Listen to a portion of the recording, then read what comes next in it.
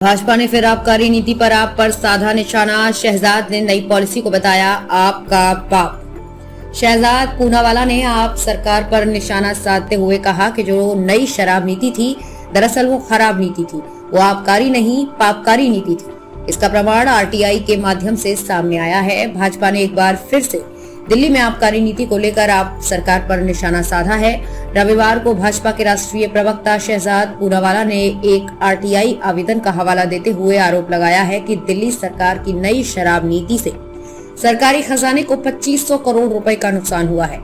उन्होंने ट्वीट करते हुए नई आबकारी नीति को आपका पाप तक कह डाला। शहजाद पूनावाला ने आप सरकार पर निशाना साधते हुए कहा, जो नई शराब नीति थी दरअसल वो खराब नीति थी, वो आबकारी नहीं पापकारी नीति थी। इसका प्रमाण आरटीआई के माध्यम से सामने आया है।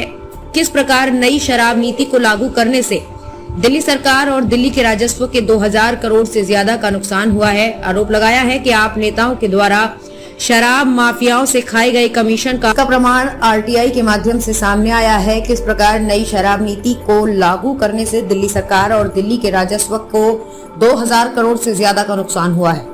आरोप लगाया कि आप नेताओं के द्वारा शराब माफियाओं से खाए गए कमीशन का प्रमाण भी स्टिंग ऑपरेशन में सामने आ गया है। इसलिए जो इस मामले में लिप्त पाए गए हैं उन्हें कोर्ट से राहत नहीं मिल रही।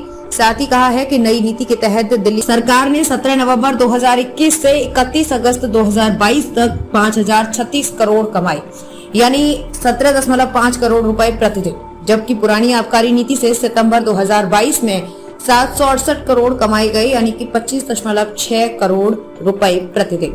इस लिहाज से राजस्व को प्रतिदिन 8 करोड़ रुपए प्रतिदिन की हानि हुई है।